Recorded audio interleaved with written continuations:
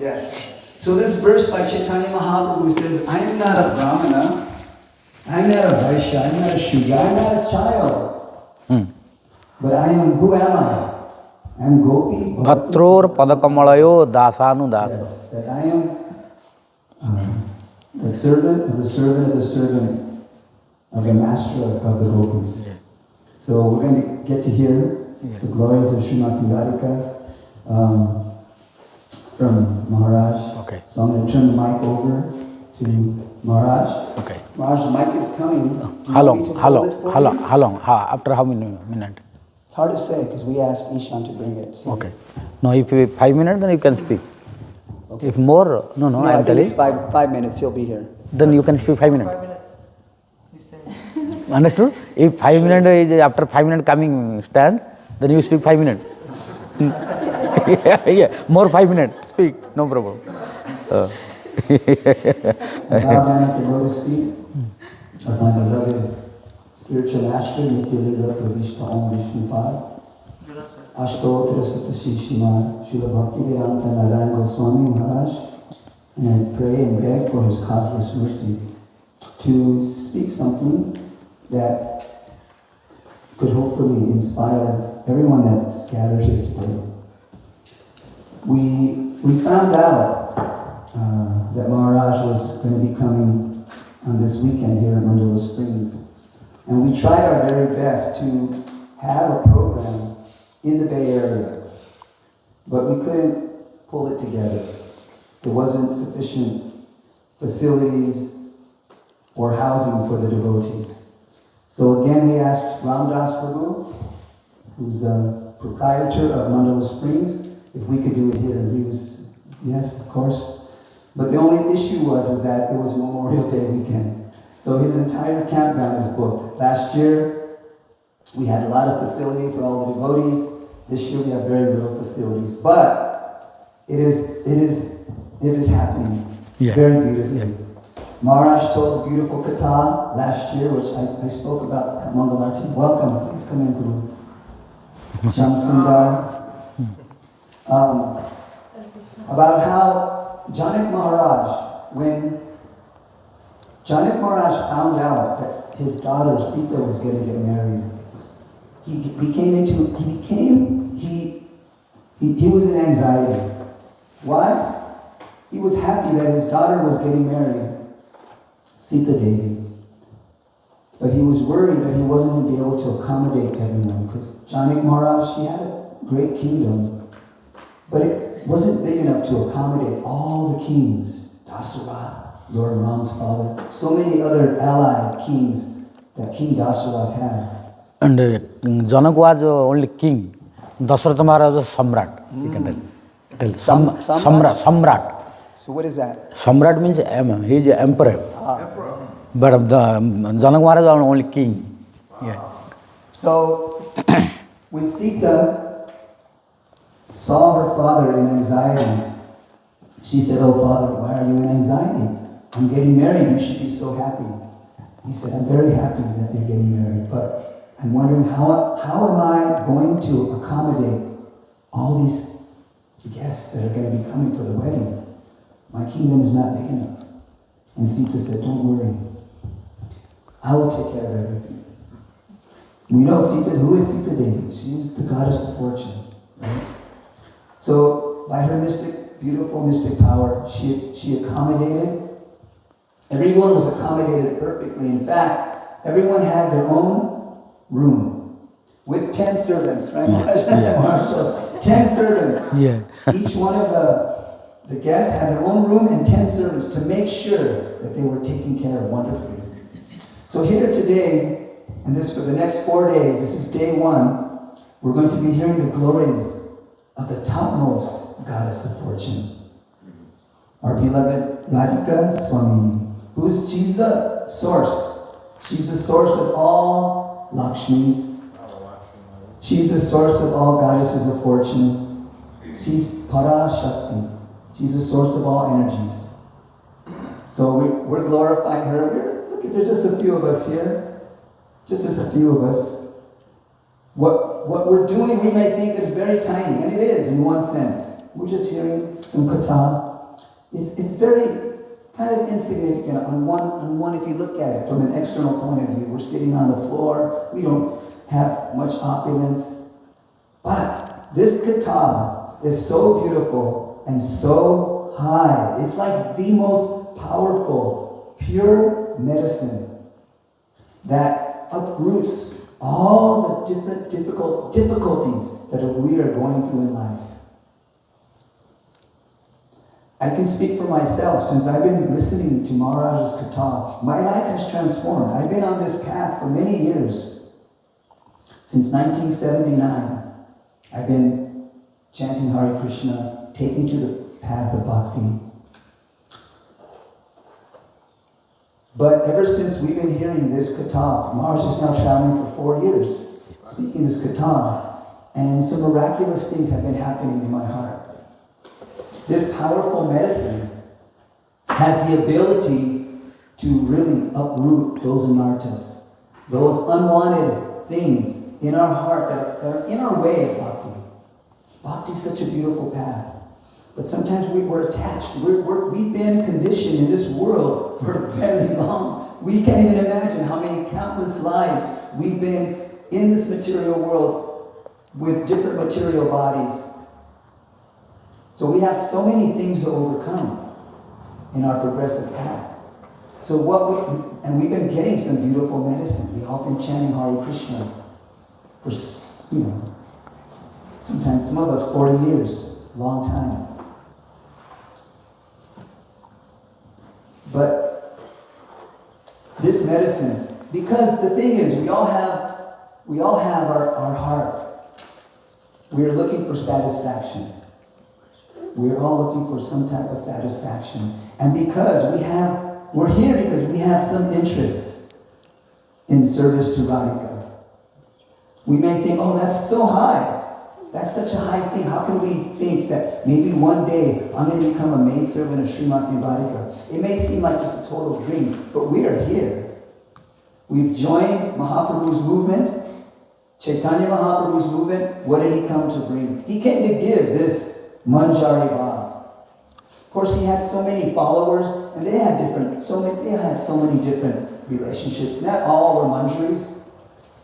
Mahaprabhu, because he's Radha and Krishna combined, he was able to attract everyone. He wanted his most intimate associates, Margutta. Who was he? He's Hanuman. Chaitanya Mahaprabhu tried to change him. That's not where I'm at. My Ishtar is Hanuman, is Lord Ram. I'm Hanuman. My Ishtar is Ram. Because we have some taste. We have some hope in our heart that one day we can become a servant of our Guru Varga. That's how it works. We don't graduate servants of Radha. We give up love and devotion that we have to give it to our Gurudev. And then he gives it to his Gurudev. Chain, and finally it gets to Srimati Radhika. So this is the disciplic succession that we are in. We have found ourselves worshipping these great acharyas who are all dear maidservants of Srimati Radhika. So I think we all want this. This is what we want. This is the taste.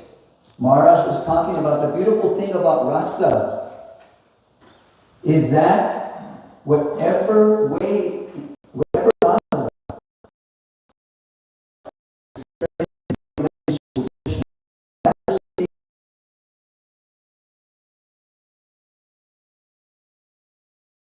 seeing her darling Lala, her darling son Krishna taking care of her. But when you analyze the rasas and what we are actually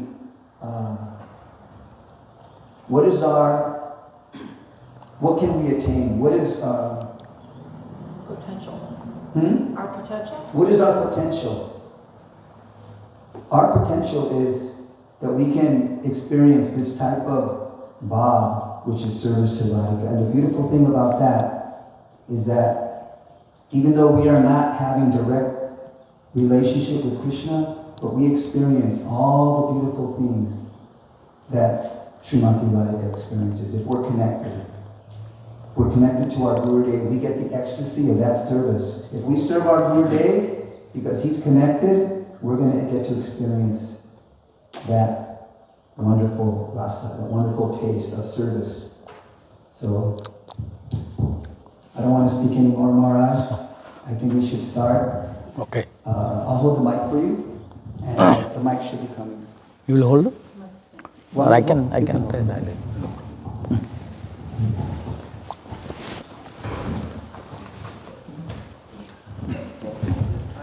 Oh, just came.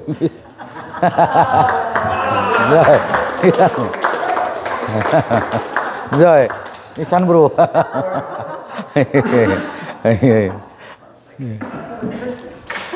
Yeah. Just after he came. Yeah.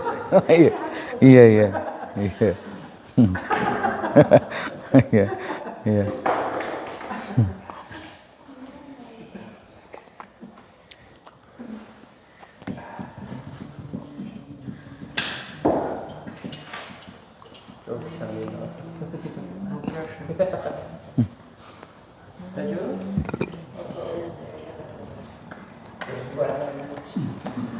Because this mic is thicker.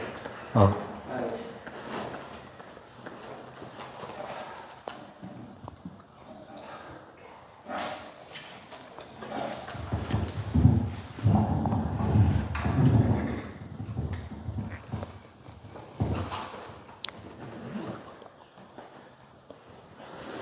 Okay.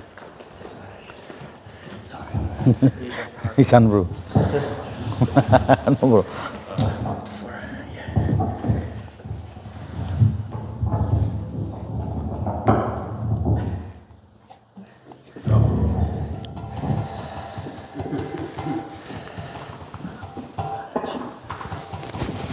Maharaj, that chair is comfortable? Yeah, okay.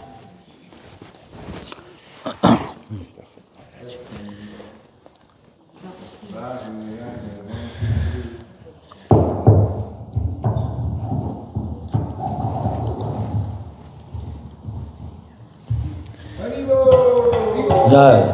Oh my God. Okay. Jai. Okay.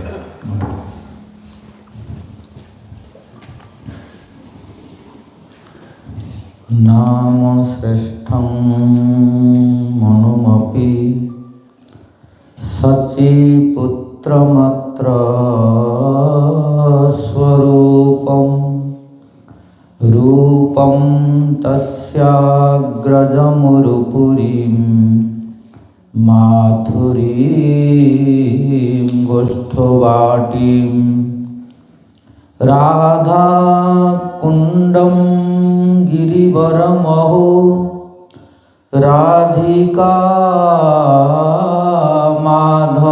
madhavasam prapto jasya prathita kripaya Sri gurum tam natosmi Namo Vishnu Padaya Krishna Prasthaya Bhutale Srimate Bhakti Vaibhava Puri Goswami Namine Namo Vishnu Padaya Krishna Prasthaya Bhutale Srimate Bhaktisiddhanta Sarasvati Namine Ajanulambita bhujo Kanakavadato Sankirtanaikapitaro Kamalayatakhyo Vishwambharo Dvijavaro Jugadharmapalo वन्दे जगत्प्रियकरो करुणावतारो हेलोधुलितखेदया विशदया प्रुन्मीलदामोदया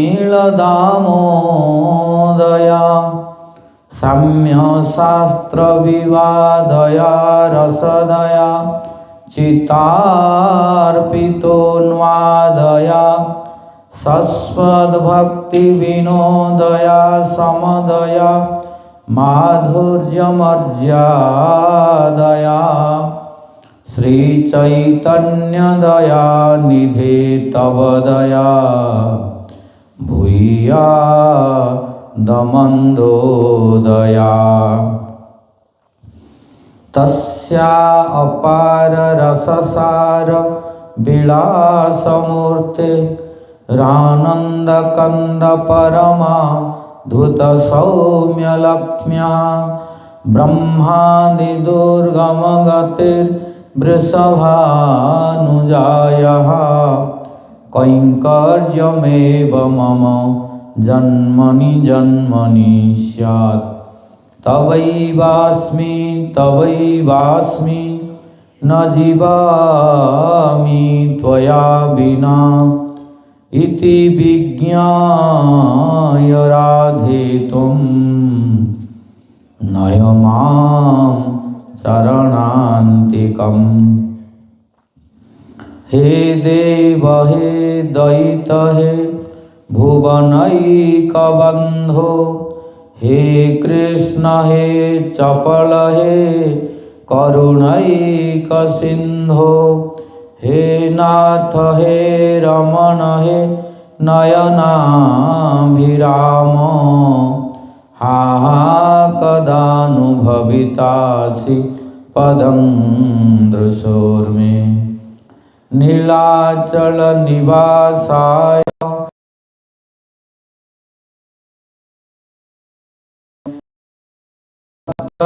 सुभद्राभ्यां जगन्नाथाय ते नमः। भक्त्या विहीना अपराधलक्ष्यै क्षिप्ताश्च कामादितरङ्गमध्ये कृपामयी त्वां शरणं प्रपन्ना वृन्दे नुमस्ते चरणारविन्दम्।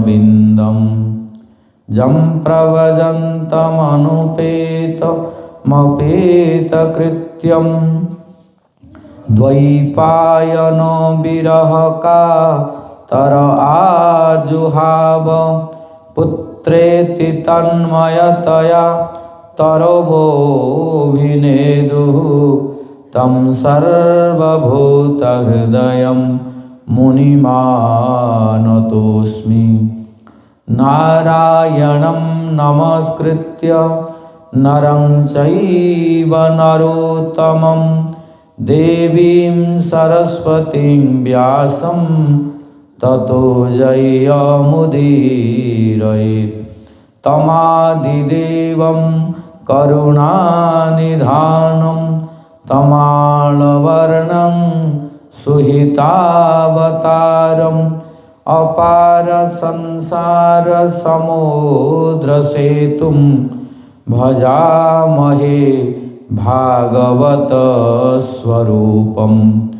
वाञ्छाकल्पतरुभ्यश्च कृपा सिन्धुभ्य एव च पतितानां पावनेभ्यो वैष्णवेभ्यो नमो नमः। जय रूप सनातन भट्ट रघुनाथ श्रीजीव गोपाल भट्ट दास रघुनाथ। आददान तृणन्दन्तै हृदं जाचे पुनः पुनः श्रीमद्रूप पदाम्भोज धूलिश्याम जन्म जन्मनि।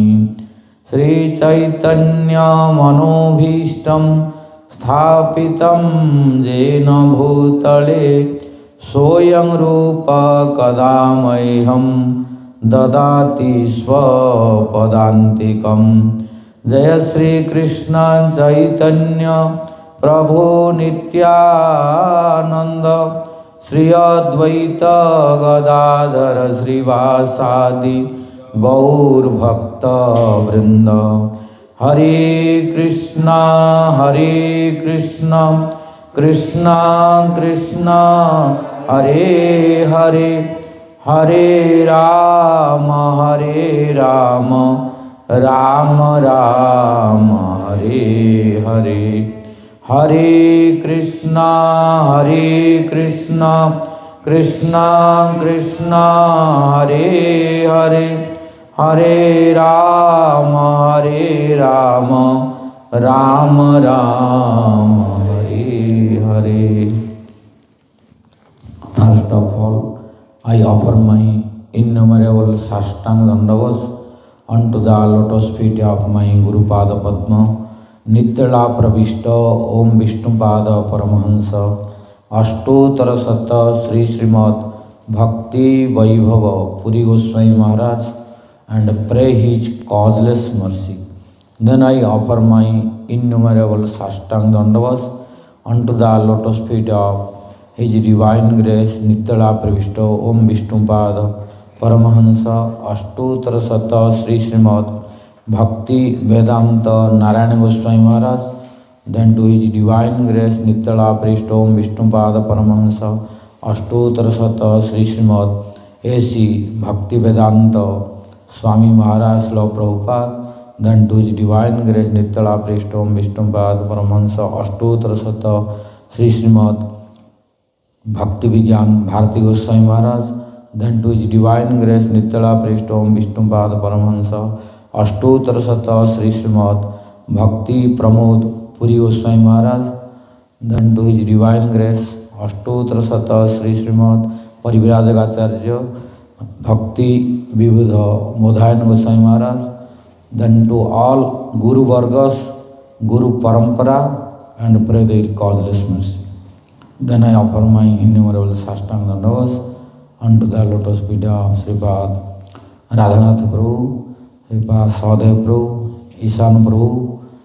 Then to all present Vaishnavas, Vaishnavis, devotees, ladies and gentlemen, and pray the causeless mercy of God.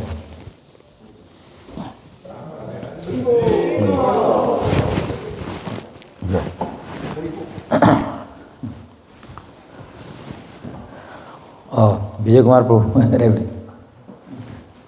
Welcome. So today I am very glad to meet here all the devotees who are present here in Mandala Springs for the second time. So now we will discuss the 72 verse. 72.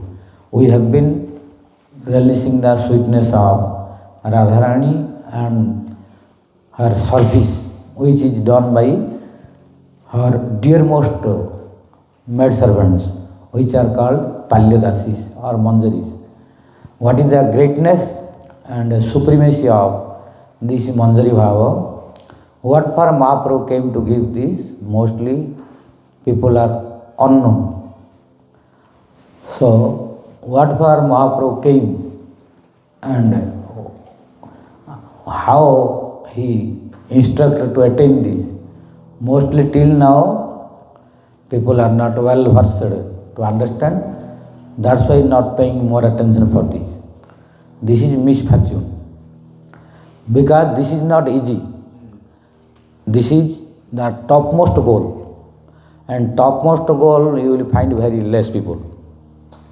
For example, normal job service can get a general public, but highest rank of the government jobs all cannot get, only very rare people will get. Similarly, in spiritual world, the topmost service is Manjari service. You cannot get more than that. Nowhere written, no scripture written. But that's why it is topmost, it is not easy to understand for everyone also. That kind of qualification and that kind of blessing also necessary, sukriti also necessary. So those who are fortunate, they can only know by the blessings of Mahaprabhu and his beloved devotees. Without Chaitanya Mahaprabhu and his beloved devotees' association and their blessing, it is impossible forever. This nobody can know. Even this word they cannot listen. Only very fortunate who are able to associate with Mahaprabhu's devotees, then only they can understand this. Last year also I told on this verse, which our beloved Bhakti-yoga Goswami Maharaj also he was explaining this. Then I took from him and repeated last year. What is that? Acharya dharmam paricharya vishtum vicharya vedani vicharya tithani vinana gaura priyapada sevam vedadi dusprapya padam vinanti.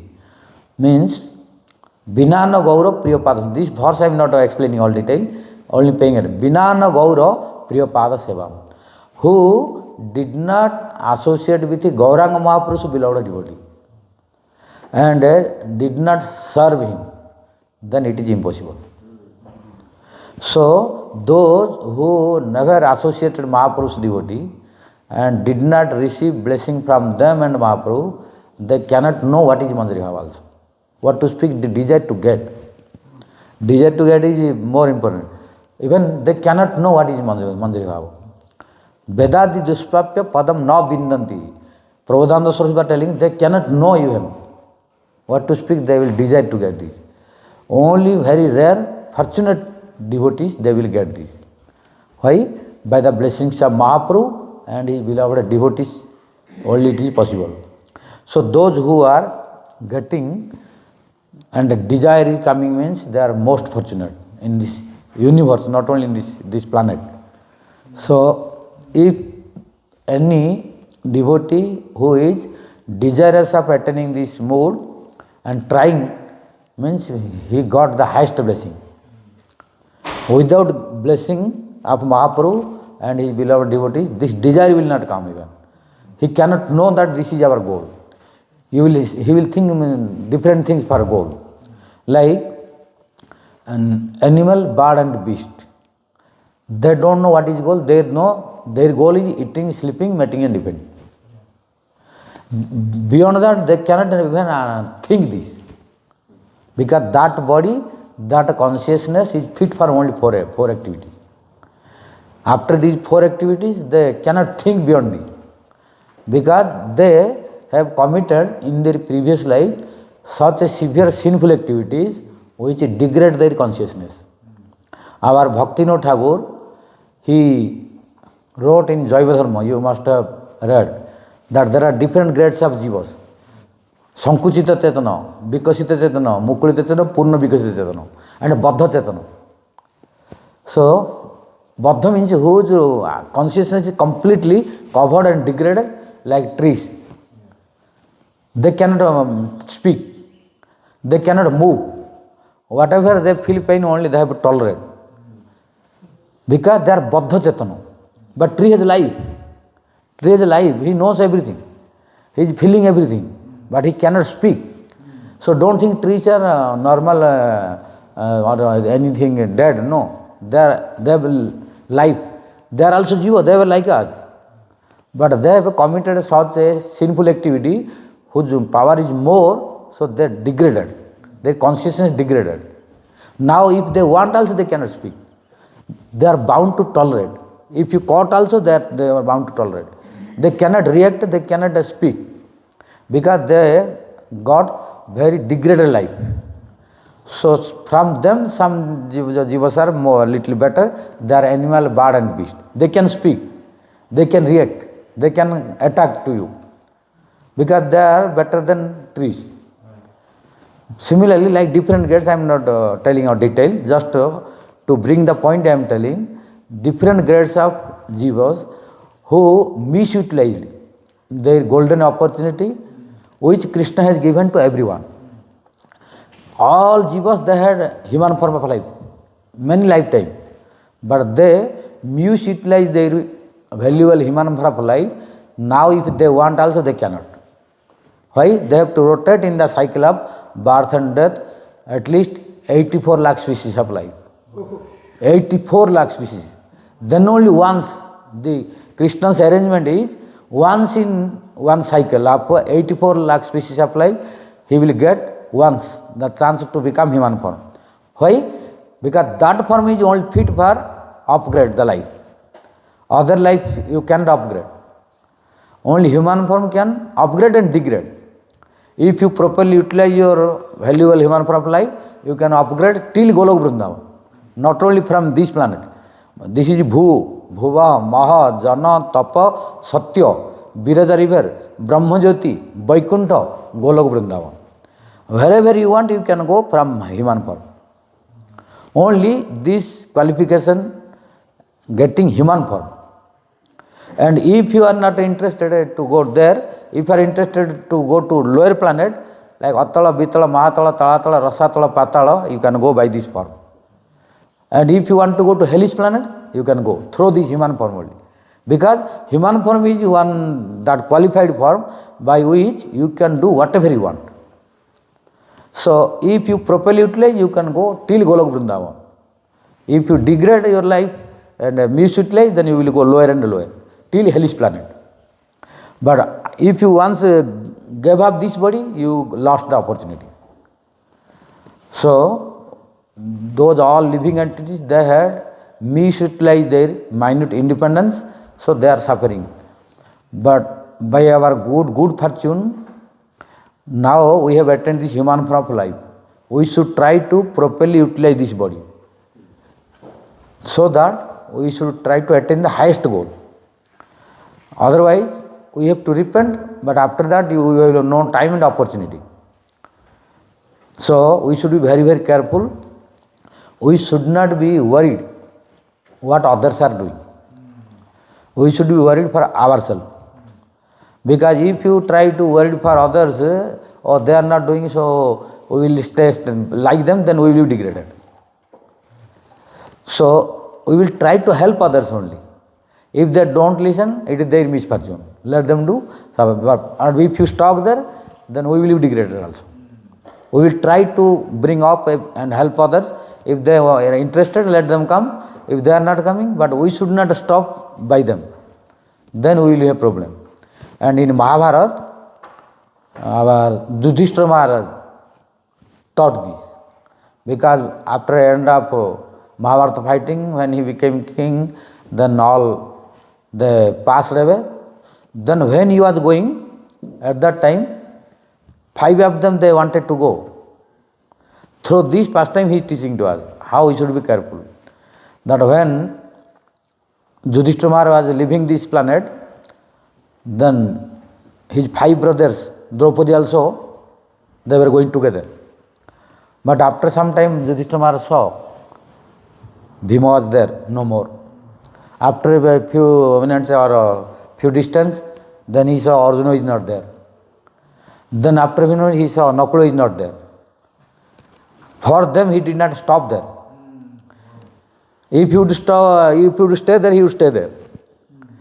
So he was continuing. He was trying to bring them. So they are eternal, and through them he is teaching to us that if you will be stopped for them, you will be stopped. They cannot even go, proceed towards your goal. So when started their journey, they were 5. Started their journey, they were 5.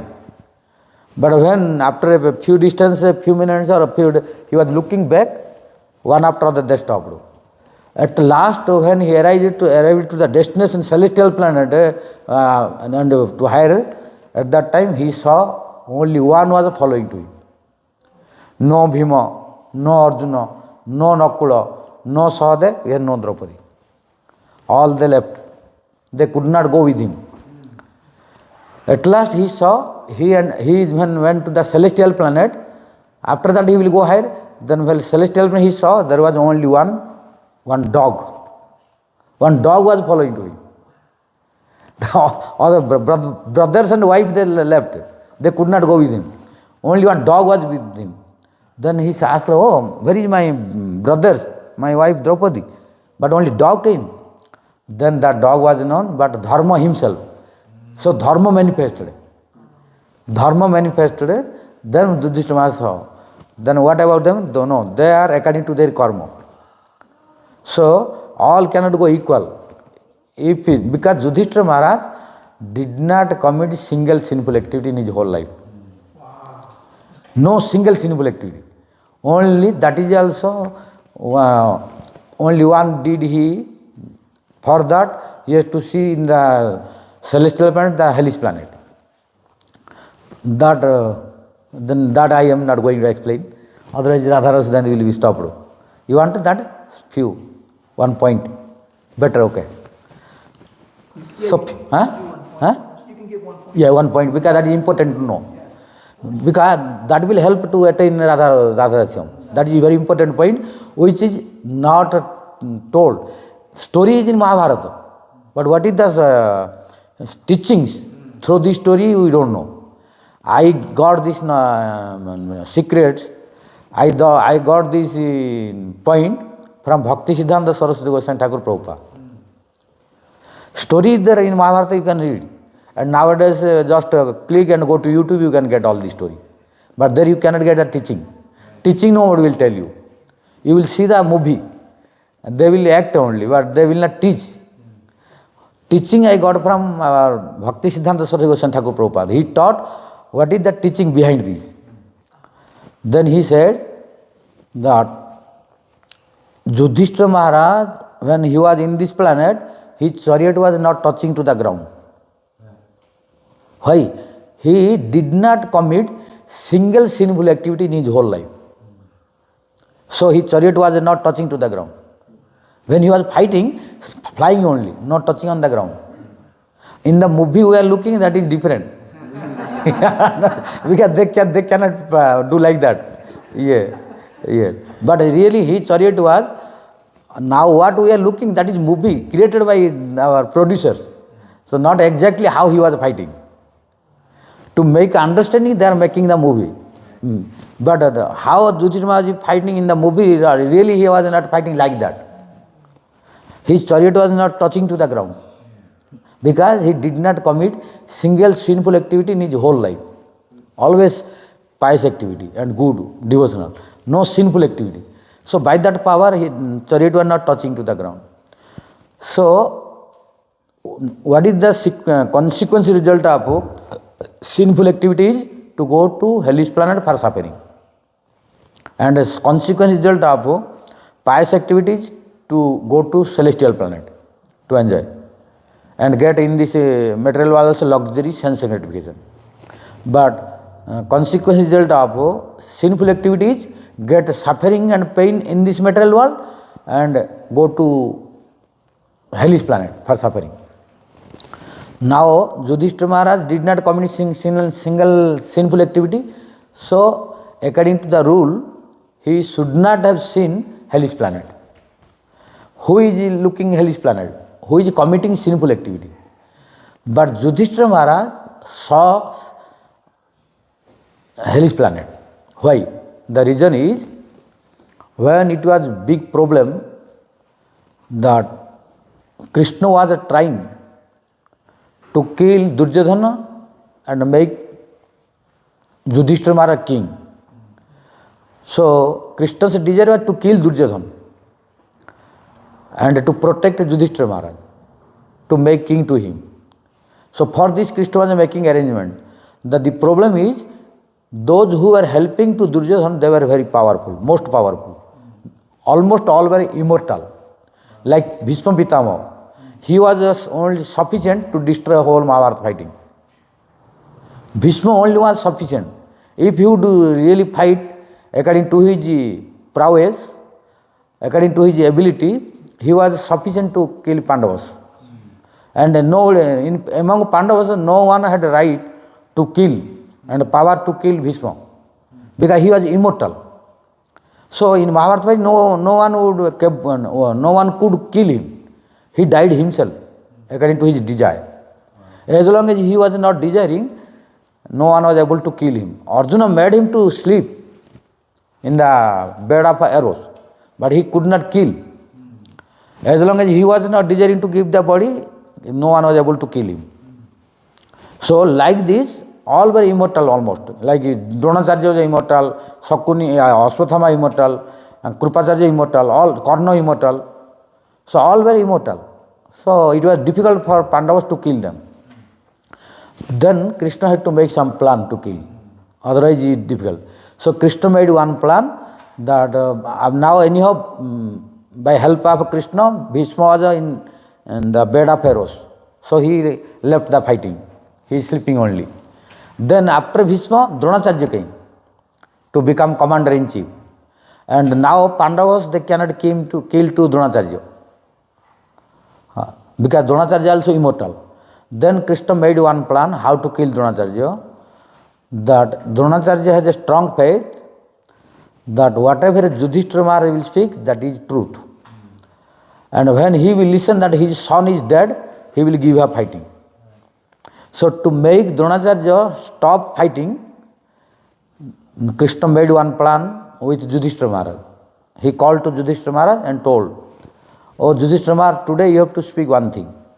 What is that? You have to tell Ashwathama Hataha.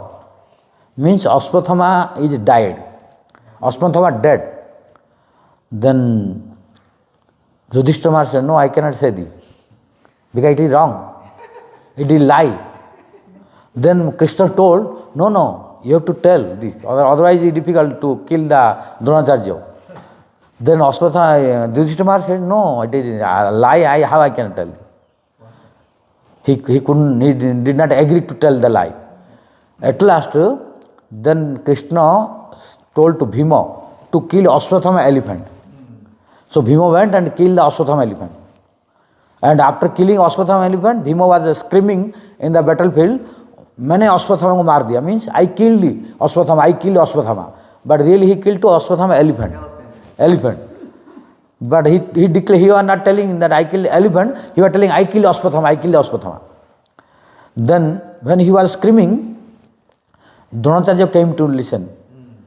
Oh, Bhima is telling that Ashwathama killed, but Dronacharya did not believe to Bhima. Why? He knows Bhima can tell the lie. So he has no strong faith on Bhima, what he is telling. So he did not believe, but he was in doubt. Now when Dronacharya did not believe, then Krishna thought when Yudhishthira will tell, then only he will believe. So he came to request. But now Yudhishthira Maharaj is not ready to tell the lie. Then Krishna said, you tell, already Bhima killed Ashwathama elephant. Then Yudhishthira Maharaj said, still I cannot tell. Then when Krishna requested again and again, then he told yes. Then now when time of speaking came, then Yudhishthira Maharaj told, Ashwathama hataha nareva kunjare. But Krishna told, you tell that Ashwathama died or Ashwathama was killed. Krishna's instruction was this. But Yudhishthira Maharaj, what he spoke, Ashwathama is killed nareva kunjare, whether human being or elephant. He added, but Krishna did not tell this. Krishna told, you tell Ashwathama is killed. But Yudhishthira Maharaj added, Ashwathama is killed whether elephant or human being. So he disobeyed Krishna. Yeah, that's why I am telling this point. Prabhupada told. I read from Bhakti-yoga Saraswati Thakur Prabhupada this instruction. He was attached to his dharma. Yeah. Being truthful. Yeah. Then Krishna. But he neglected Krishna's instruction. Yeah. So Yudhishthira Maharaj did not follow exactly what Krishna told. He spoke what he wanted, which Krishna was not thinking. So when Yudhishthira Maharaj speaking, Ashwathama hataha nare ba kunjare. Nare, Krishna was listening, Ashwathama hataha means Ashwathama died whether human being or elephant. When he was telling or elephant, Krishna blew the conch shell. So that Dronacharya could not listen the elephant. He listened only human. When he saw that Yudhishthira Maharaj is speaking, then he thought there is no doubt at all, then he gave up fighting. So you see, now what Krishna told Yudhishthira Maharaj did not follow. He was very fond of dharma only. He was very fond of dharma, but he was not fond of Krishna. He did not follow what Krishna exactly told, he added something. For addition of this, he was bound to see the hellish planet. Yes. Why? Because Krishna told you, what Krishna told he should have followed. But he instead of following, paying more attention to dharma, he added. So our scripture telling, Krishna also telling, Madarthejam jat krutam papam api dharmaya kalpate. Mam anadutya dharmapi papaya kalpate. If anyone committing sinful activity for me, for my pleasure is something he committed some sinful activity, for not for himself, not for his sense gratification, but for me, for my pleasure, if someone did some sinful activity, then that sinful activity become greatest dharma. Because he did for me, not for anyone else, not for him. So, Madarte, for me, Krutam Papam, anyone committed sinful activity, that sinful activity become greatest dharma. But Mam Anadrutya, but disrespecting me, if anyone committing great dharma, that becomes sinful activity. What is our hope, Maharaj? Huh? What is our hope? Because Yudhishthira committed one very, small sin. Yeah. But how many have we committed? Countless. So what is our hope? That is why we should follow what Krishna Guru Vaishnava wants. Then that will help us. Yudhishthira Maharaj did not follow that exactly what Krishna told. He added according to his desire. So this is a great problem. I am telling the solution. Now, same Krishna spoke in the jail of Kansa to Vasudeva Maharaj. Oh, Vasudeva, you take me and put in Gokul. Then according to Krishna's instruction, he took Krishna and put in the Gokul, in the lap of Mother Yashoda. Nobody was able to know. Then he returned. After returning, the child's birth sound came. Then Kansa came. And Kansa saw the child crying is coming. Then he came to check. At that time, he brought that female child from Gokul and she was crying. Then Kansa asked, oh, how it is possible to become female child now? Oh, Vasudeva, give your son. Then Vasudeva said, no son, daughter. No, it is impossible. You bring your son. Then Vasudeva said, no son, child, daughter. So, according to Krishna's instruction, Vasudeva told, lie. But although lie, but Vasudeva did not see hellish planet. Why? What Krishna told, he followed that. So, then he became greatest religious follower. So, here he told a lie. Really, Vasudeva did not get the female child. He got the male child. But he told, I got female child. He told a lie. But still it became greatest religion. Why? What Krishna told, he followed. Similarly, if we follow Guru, Vaishnava and Krishna for their pleasure, then it is not problem. When we will try to our own, then sometime it will create problem. If what Gurudev, Vaishnava scripture, according to the process, what he told, then no problem. When we are disobeying to Guru, Vaishnava, etc., and we are doing according to our desire, then that time, if we are committing some wrong activity, that we have to enjoy. That we have to, like Yudhishthira Maharaj added, what Krishna told, he did not tell. That's why he has to see the hellish planet. But although he told the truth, but what Krishna told, he did not follow. He added. By this disrespect to Krishna became sinful activity. Then that led to see hellish planet. But Vasudeva told blind lie to follow Krishna. Then it became greatest religion, so he did not see hellish planet. So this is the teaching here. So here this human form is very, very important. We should try as best as possible to utilize our human form of life to attain the highest goal. We should not neglect, we should not waste our valuable lifetime like the others. The purpose I was telling that we should not worry what others are doing. We will try to help them. Then I gave the example Yudhishthira Maharaj. If he would see, oh, Bhima did not come, Arjuna, I would stay, then he would not go. So in your devotional path also, if you try, oh, I want to take my whole family, whole relative, whole village to Golo Vrindavan, you cannot easily, not easy. Because all will not follow. They will pull you, hold you back. Then you cannot go even yourself. You will just try. If they are agree, they want to follow, let us go together. If they are not agree, then don't stop with them. Then they will not go, they will not let you to go. So you should be careful. That's the teaching through Yudhishthira Maharaj. That's a big teaching. Huh? That's a big teaching. Yeah. We're all attached to family. Yeah. Sometimes our family's Yeah. not interested. Yeah.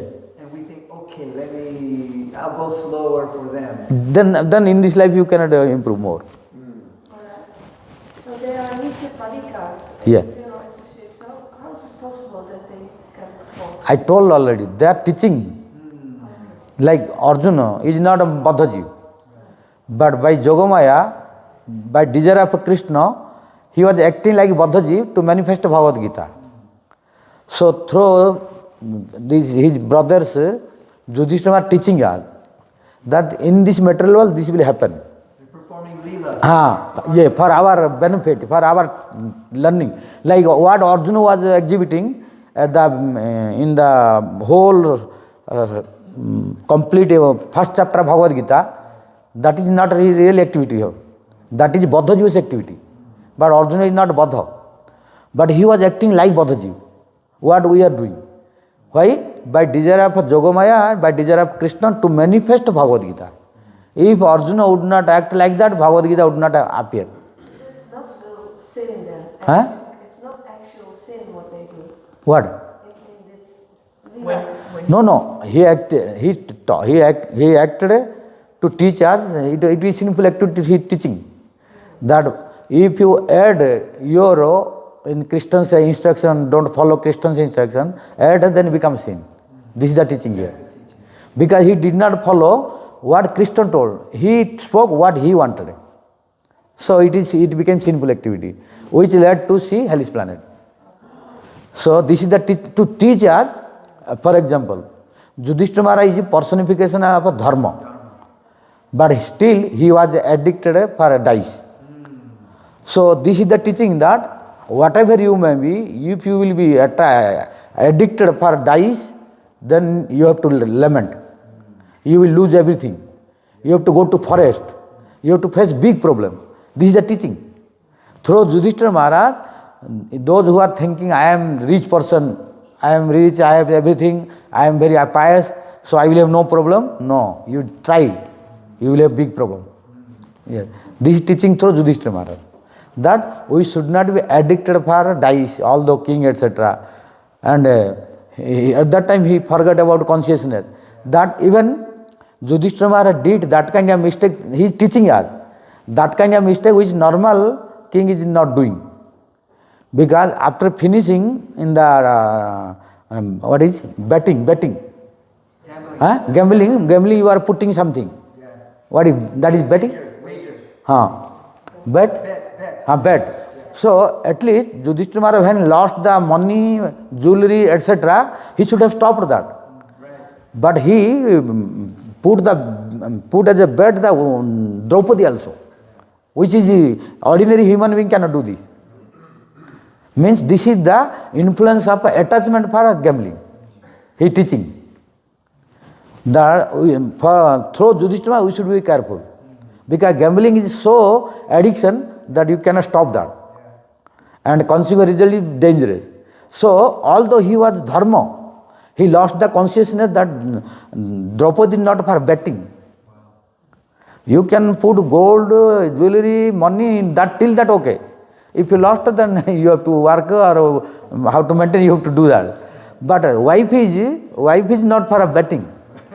Then, but Yudhishthira did this mistake. So he teaching us what is the influence of addiction of gambling. This teaching us. So Kshatriyas dharma is to play the dice. Okay, but you should have common sense. Not put your wife in the betting. So if you put the wife, then what will be a consequent result? You have to lose everything. You have to go to forest. Then this teaching is coming. So through this Yudhishthira, we should learn that we will try to our family member to help them to practice, to go together. If they are interested, we will go. Let us go together practice. If they are not interested, if you stop with them, for them, if you stop, oh, I have to practice slow, then you have to stop. You have to stay with them for some lifetime again. In one life you cannot go, because in one lifetime to attain Radharasyam, we need to attain Bhava. If we are unable to attain Bhava, next life we cannot become Gopi. After attaining Bhava only, we can go to take birth in Gopi's house, in Vrindavana, where Krishna is doing pastime now. But if we are disqualified to attain Bhava, we have to take body again to attain Bhava. Because this body will have qualification to attain Bhava. That's why Gurudev was telling, our goal is Bhava now. Prema, this body cannot exist, cannot tolerate. For Prema, we need Vastu Siddhi. So means in Gopi's body, we will attain that. There we will have training, then get Mandala Bhava completely. So to attain Bhava, we need serious practice, not the slow practice. Slow practice will not bring Bhava. So if we want to attain Bhava, then our practice should be regular, non-stop. So like this, Ado Shraddha, Bhajana Kriya, Anartha Nivritti, Nishtha, Ruchi, Asakti, Bhava, Prem. So in this life, if we want to attain Bhava, then we have to practice regularly. Always association, Hari-katha, Harinama, Vaishnava service, Radha Krishna, Gurudev service, all devotional practice we should continue whole life, so that it become easier to attain Bhava. If we don't practice properly, sometime only when we want, then it will not qualify as to attain Bhava. So sadhana sadhivaja siddhade pavata. Whatever we will practice in our this practitioner body, practice body, then we attain siddha body. So if we could not attain Bhava, then how we will attain Prema? Then we have to take some lifetime more to attain that. That's why we should be very, very careful. So if our practice is little slow at the beginning, no problem, but it should be free from offenses.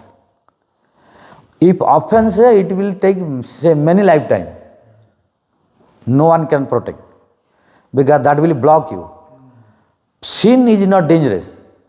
Sin can be destroyed very easily. Only one Harinam is sufficient. So if sometime you committed some sinful activity, just don't worry, but in one condition, knowingly don't do. Knowingly don't do. By mistake, without desire, by your previous karma came, that is different. Because otherwise it becomes nam offense. Nama bale papa buddhi. By the strength of Harinam, committing sinful activity. Our propensity should not be to commit any sinful activity or offense. This is our duty. If practice a little slow also, it will help in future. When blessing will come, it will become faster. For example, to a multi-story building, you are strong, so you are walking. Then if you got the elevator, just enter and switch on, immediately you will go. When no elevator, then just walk. Similarly, walking by steps to go to multi-story building is like your own strength, own sadhana you are going. But by own sadhana, all cannot go. Only young boys, girls, they can go. Old men cannot go. Old man has no power to walk to multi-story building. He needs only elevator. Otherwise he cannot go. But those who are young, boys and girls, they can go either by elevator or by walking also. But walking is difficult and time taking, long time. So as long as you are walking, strength is there, go. If we have a facility of elevator, better go elevator, because it is faster and easier. Similarly, as long as we are not getting the blessing, we have to pray for blessing. But we should not stop our practice. Continue. When blessing will come, that is like elevator. Then it will improve us faster. Then we can go very fast. So we should try to get the elevator if there is facility there. So we have already facility of elevator, which is guaranteed, because written elevator is there. So we have to search where is the elevator. There are in some multi-story building, there are both facilities, stairs and elevators. So sometimes elevator is not visible. We have to search where is that elevator. Similarly, but written elevator is there. Sometime in airport, etc., we have to see the elevator. Similarly, it is clear that elevator is there in our line also. Means blessing of Guru, Vaishnava, Radha, Krishna, Mahaprabhu is there. So elevator is guaranteed, but we have to go where to get the elevator. Means we have to go where to how to get the blessing. If blessing, then become very faster improvement. Means Bhava is guaranteed. So we should not think, oh, in this life I cannot Bhava. No. You cannot Bhava if you are not practicing properly by yourself. But by blessing, nothing impossible. So we should try to get the elevator also. Then possible. If not possible, then why our Acharya told in one life possible? Even I have studied many times from Bhakti-siddhanta Sarasvati Thakur Prabhupada, we should attain our perfection in this life. Don't wait for next life. So we should be very, very careful, but we should not neglect. So like those who are young, they can walk as long as they are not getting the elevator. So that there is process to do, walking should continue. So it will take less time. But those who are old, they cannot walk at all. They have to inquire again and again to please help me, where is the elevator? Because there is no other way. I think everybody here, we found the elevator. Yeah, that's why. But when you find the elevator, don't lose the opportunity. Just enter and switch on. Yeah. Similarly, those who are weak in practice, those who are here young means who are strong in practice. So they can practice themselves and at the same time they can ask for blessing also, both. If a blessing not coming, by their practice they will improve. When blessing comes, then faster.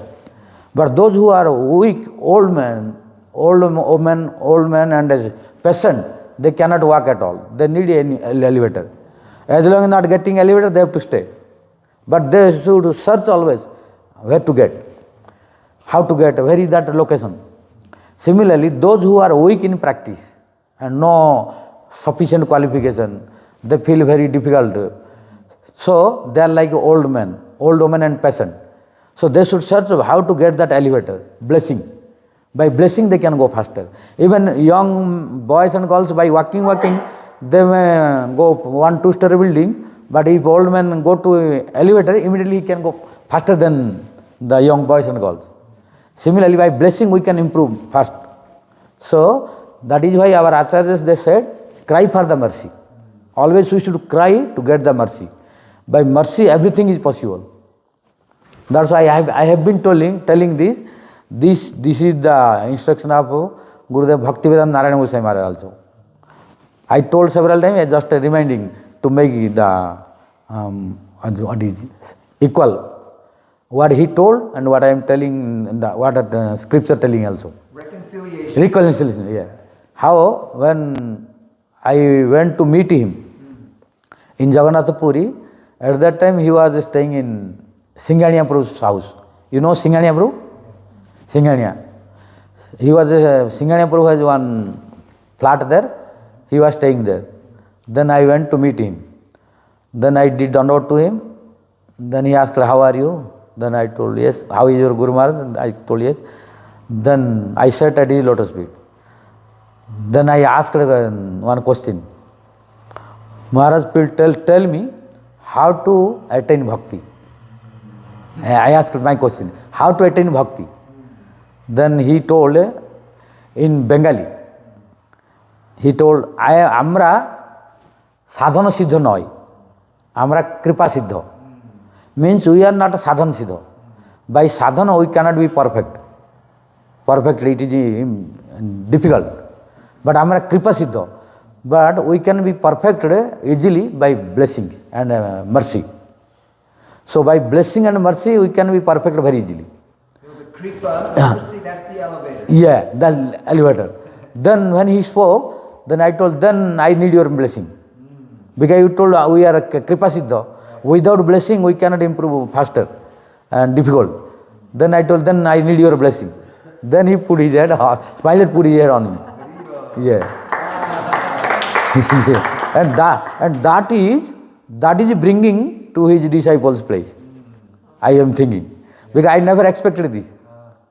So now I am feeling that blessing is bringing, because mostly program is done by his disciples. All of you are who?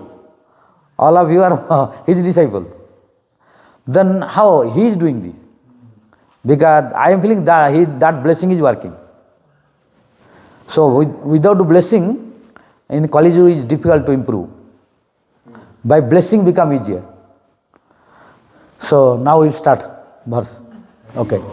Because if this link we continue, this is endless ocean. Because I have so many links are coming, all one after other. Only I am thinking to stop this. Otherwise many links to one after other are coming. Because this is no end. Because so many scriptures, so many acharyas and so many lectures are coming. If we continue this, then Radha suddenly cannot continue. So we will stop here. This was just introduction. Yeah. Now we will go to the topic. So today we will start the verse 72. So now Radhanath Prabhu recite. This is also Sardula Bikrit the melody, meter. Here. All of you can only see here, it is written. Yeah. Lila Pangatarangita Udhabhavan Ekaikashakotisha Kandharpa Purudharpa Tankritamaha Kodanda Vishparina Tarunya Pratama Pravesha Samaye Yasya Mahamaduri Dharananta Chamatkrita Vavatuna Shri Radhika Swamini. Yes. Jai Radha. Kanang Mandari. Lila Pangatarangitarutabhavan Ekaikashakotisha Kandharpa Purudarpa Tankritamaha Kodanda Visvarina Tarunya Pratama Pravesha Samaye Yasya Mahamaduri Dharananta Chamatkrita Bhavatuna Shri Radhika Swamini. Yes, better. Kanang Mandari is better. Yeah. So Radhanath Prabhu little know more necessary. Yes. Yeah.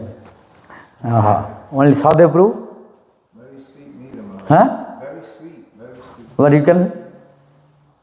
Lila Pangatarangita Udabhavan Ekaikashakotisha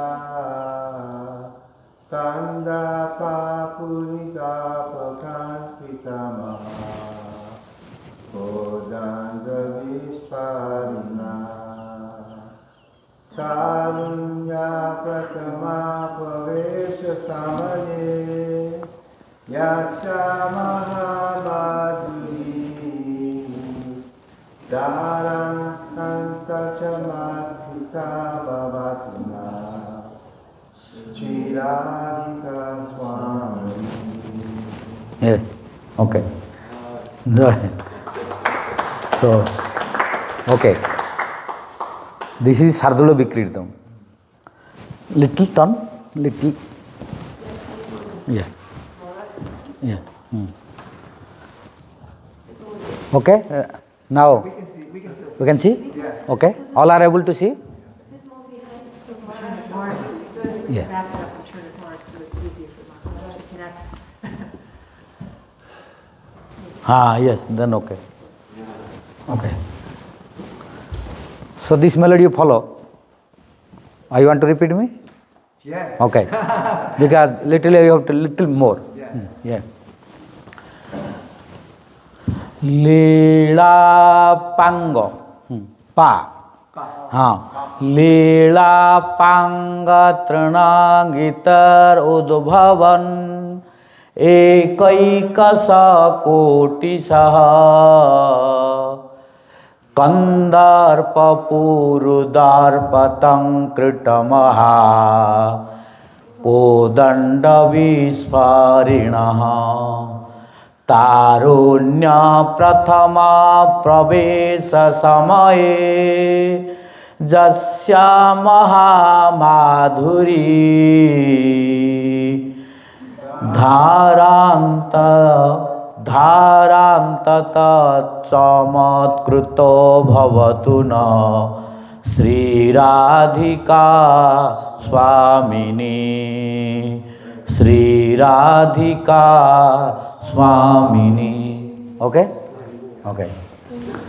So this is Sardula Bikra. You see, in this meter, many verses are there. Now we are continuing many verses, only Sardula Bikra. Why? This is very important. But I am very happy that you memorize this. Very good. If you know Sardula Bikra meter, you can recite many verses. Like Sada Goswami Ashtaka, same. And Vyasadeva started Bhagavatam from Sardula Bikritam, Janmadesya. So this is very important meter. Our Rupa Goswami wrote many verses in Sardula Bikritam. So it is very important meter to know.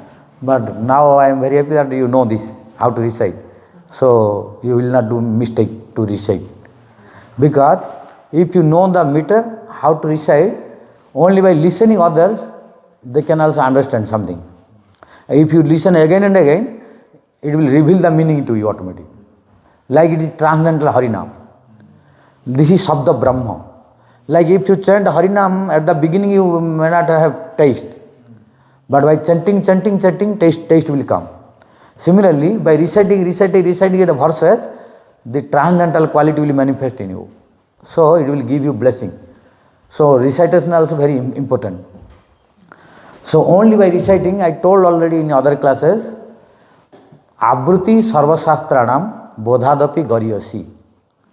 If anyone is reciting the scriptures, reciting the verses, without understanding also, no harm. It will give the higher benefit.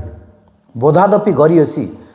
What one is reciting only once, by understanding, he can get a better result who is reciting again and again without understanding. Understood? He told. Can you say that one more time? Yeah. Abruti Sarvasastranam Bodhadapi Garyasi. This is the proof. I have been listening many years from beginning of my spiritual life. This from many acharyas, Guru Vargas, from my Guru Maharaj also, and all Narayana Goswami, all sadhus they are telling, because this is scripture. What is that? When I was listening frequently, because I was traveling with my Guru Maharaj, so I was listening his lectures always. So he was repeating this also. So he was doing this also. He was not only speaking, he was doing this. Why? Abruti Sarvasastranam Bodhadapi Garyasi. If you recite the scriptures again and again, the verses, then Bodhadapi Garyasi means it is better than who is reciting by understanding once. For example, who is understanding but reciting once only. When he is reciting, that time he is understanding the meaning also. You now clear? One is reciting with understanding the meaning, but he is not repeating. Once recited, then stopped. No more repetition. No regularly. But one who is not understanding but repeating again and regularly, then he will get better result than first one. Because he only recited once. Now clear? That's why without understanding also if you repeat, because this is Sabda Brahma.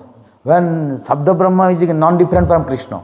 So when he will please thee by our recitation, he will reveal the meaning. Then without going to school, college, etc. also, by blessing you can understand.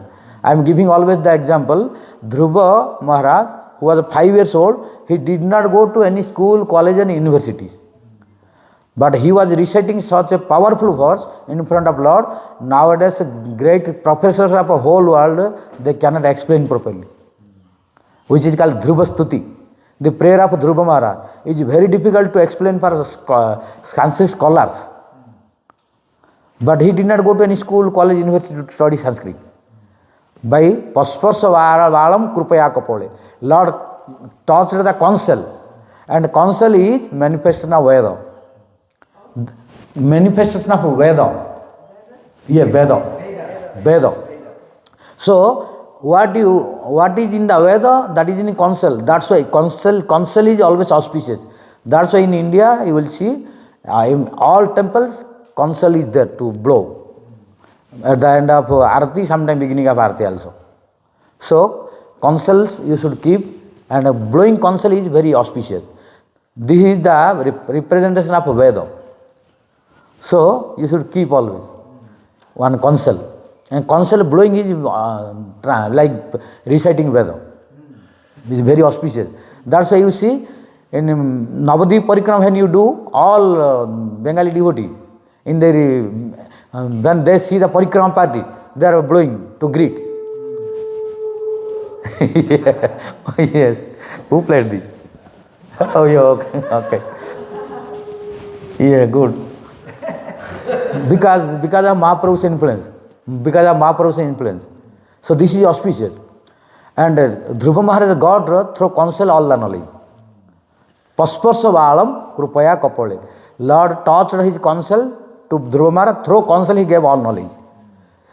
So that without going to school, college and universities, he got all knowledge. So this is also, reciting every day is better than understanding and reciting only one time. This is the meaning. So one is understanding the meaning but reciting once only, no repetition. Then it is better who is repeating again and again without understanding also. So this recitation of these verses are like chanting Harinama. Same. Because scripture also manifestation of Krishna. All manifested from Krishna's body, from the pore of a hole, from the hair. So studying and reciting scriptures, ashtakars, etc. is like chanting Harinam. No problem. But recitation is necessary. So it is told abruti. Abruti means repetition. Repetition necessary. So this verse, if you understand how to recite the meter, then become very easier and more realizable, and then during recitation you will feel also better. So now we will go to the meaning. Leela. Leela means pastime. Then apanga. Apanga means sidelong glance.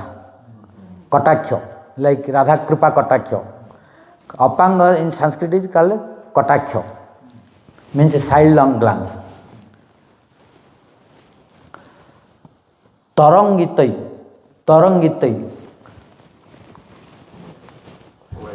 What? So you don't have to. Yeah, this is better. So, yeah. Little back more. Back. Yeah. Yes. Now all can see. All are able to see? Okay. Bring it back just thank you.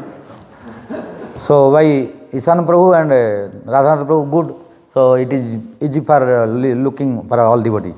Kalimba wrote it. Yeah, but board arranged by Ishan Prabhu. Yes. Huh? Yes. Yeah, this board. Huh? Mandala Springs. Okay. Okay. So devotees in other places, when I am telling, devotees are unable to see the verse. Yeah. When you see, you can understand better. Yes. Yeah. So now again repeating. Leela means pastime. Apanga. Apanga means a sidelong glance.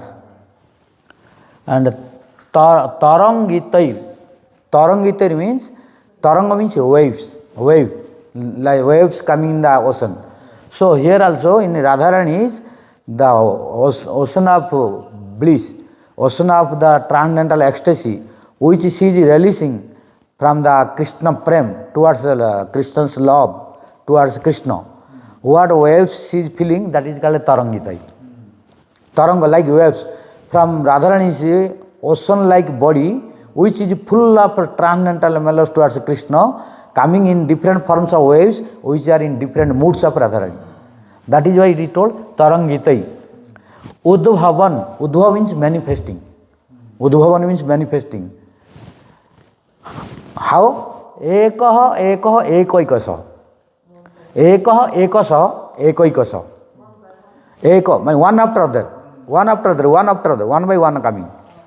Means that is why Radharani's releasement is not only one. One by one, non-stop. Like in the ocean, you will not find single wave. One after the non-stop coming. Similarly, Radharani is like the ocean of transcendental ecstasy, which is released by herself towards the Krishna's love.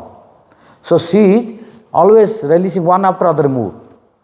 This is the meaning of ekaha plus ekasa, ekoikasa. Means one after other she is releasing different moods towards Krishna. Then kotisa. Then not only one becoming crores and crores, millions and millions. So millions Bhava Radharani is releasing towards Krishna's love. Not only one move. One becoming million. So this is the meaning of ekaha, ekasaha, kotisaha. Eka means one, ekaha, ekasaha means one by one, then becoming non-stop again and again, then becoming millions and millions. That is called kotisaha. Then kandarpaha, kandarpa means transcendental cupid. Puru means great. Darpa means pride. Because when Radharani is releasing the transcendental ecstasy towards Krishna, which is coming in different waves of the ocean of transcendental mellows, which is coming in the ocean of Radharani's body and feeling, then that is making very enchanted toward the transcendental Cupid Krishna. This is the Kandarpa. Kandarpa means Cupid. Here Cupid means Krishna, because he is transcendental Cupid. But Puru means becoming great. Why? Darpa means pride. Means Kama, the material Cupid has the ego that I am enchanter of everyone. But how long? When Krishna, Radharani, they are not appearing, then he is conquering everyone. Understand?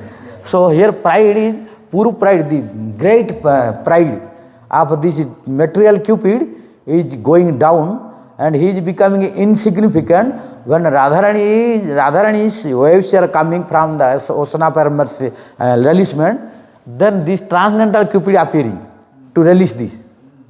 To release the transcendental waves of Radharani's ocean, then this transcendental Cupid Krishna is coming to release this. When Krishna is coming, the material Cupid is becoming insignificant and his Puru Darpa means great pride is going down. Understand till? Yes. Then Tankruta Maha. Then when Krishna is coming, when material Cupid is entering in anyone, then what happening? He is being affected in this material world. If material if material Cupid is affecting someone, any living entity in this material world, you will feel he will be influenced. Influenced. Yeah, because this he has no anga. The Cupid's name is called Ananga, means no anga. So you cannot see what form he has. Nobody can see the Cupid in this material world, but you will see everyone is influenced by Cupid. Because when you see someone is influenced by Cupid, by looking the face you can understand. Yes, by looking the face you can understand, but you cannot see the Cupid. Although it is Cupid, instead of Cupid, he said stupid. Yes, that's true. That's what Vrindavana said. Did you hear? Yeah. Yes, what Gurudev told, that is true. Once Cupid is entered inside you, then he will make you stupid. That's true. That's true. Yeah. So when Cupid comes, Cupid is stupid. Yeah. Because when Cupid is coming, you can do what stupid sometimes does not do. You can do even less than to stupid.